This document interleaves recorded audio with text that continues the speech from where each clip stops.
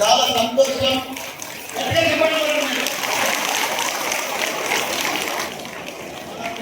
మహిళా శక్తి అంటే ఒక సైనికులు మాదిరిగా పనిచేస్తారు. కానీ ఒకటే సార్ కలెక్టర్ గారు, ఈరోజు మనం 2,33,00,000 పంపిణీ కార్యక్రమం చేస్తున్నాం. దానికి తోడు మనకు కలెక్టర్ గారు చాలా ప్రోగ్రాం చెప్పారు. దయచేసి ఎక్కడెక్కడ రుణాలు వస్తాయి, ఎక్కడెక్కడ వాళ్ళకు పనులు వస్తాయి, చాలా బ్యాంకులలో చాలా రుణాలు వస్తాయి, చాలా మటుకు చిన్న చిన్న పనులు చేసుకునేవి చాలా అవకాశాలు ఉన్నాయి. కానీ అవన్నీ కూడా ఒక కాంట్రాక్ట్ పనులు ఇస్తే చాలా బాగుంటుంది. మహిళా సంఘాలు అవగాహన అందుకోలేదు. వాళ్ళకి పని చేద్దామని ధైర్యం ఉంది, ముందుకు పోదామని ఉంది, వాళ్ళకు దారి వస్తలేదు సార్.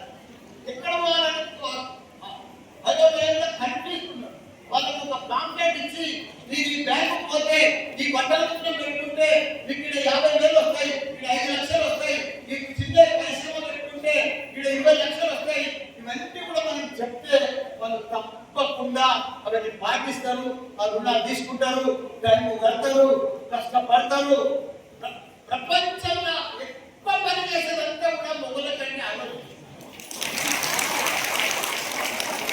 ఎక్కడైతే ఆడలు పని చేస్తారో ఆ దేశం నంబర్ 1 దేశం. లాస్ట్ చైనా దేశం ఉంది. 30-35 సంవత్సరాల కంటే మనకంటే దరిద్రం ఉంది. ఈరోజు ప్రపంచానికి అప్పిస్తున్నది చైనా దేశం. అన్ని దేశాలకు అప్పిస్తున్నారు. ఇంత గొప్ప దేశం ఉంటాయి, మనకంటే గరీబ్ దేశం ఉంటే ఇలా ప్రపంచానికి అప్పిస్తుంది. ఎట్టిస్తుంది? అక్కడ ప్రతి మహిళ పనిచేస్తుంది, ప్రతి మహిళ రోజు కష్టపడతారు. మళ్ళీ వాళ్ళకి ఇంగ్లీష్ వస్తుందా? ఇంగ్లీష్ రాదు. వాళ్ళకు పని తప్ప ఏమీ తెలియదు. ఇంగ్లీష్ రాదు, పని మాత్రం పక్క. టైం పొద్దున్నే లేస్తారు, మనల్ని పొద్దున్న 4 గంటలకి 10 గంటల దాకా ఆటలు పోవాలి, బాధలు తోమాలి, మొదలు పొడి పెట్టాలి, వాళ్ళని పంపించాలి. ఇదే సగం ఇవన్నీ బంద్ చేయడానికి పడతారు.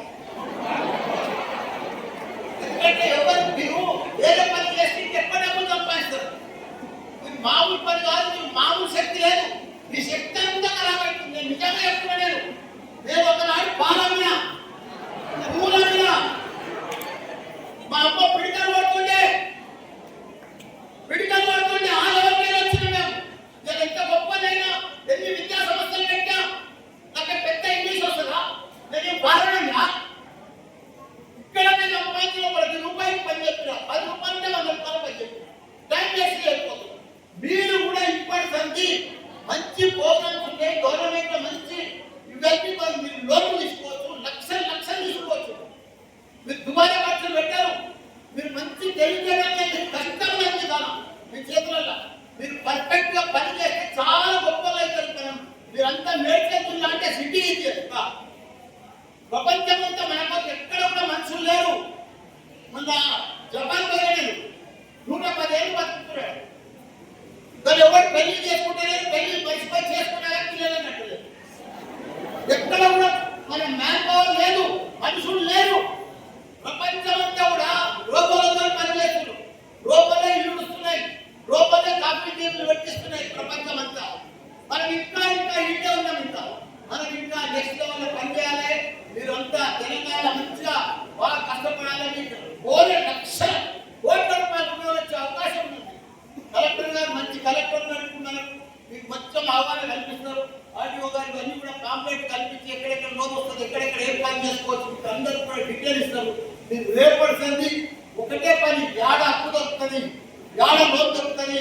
మనం ఏ కంపెనీ పెట్టుకుంటాం, ఏ కొట్టు పెట్టుకుంటాం, ఏ బట్టలు పెట్టుకుంటాం, ఏ వ్యాపారం చేసుకుంటాం, చిన్న ఏమేమి తయారు చేద్దామని 4 కలిసి 5 కలిసి 1 కలిసి ఎవరు తెలియజేయడం వాళ్ళ ప్రకారం చేస్తే గ్యారెంటీగా గొప్పగా మీ చేతుల్లో గొప్పలయ్యేది.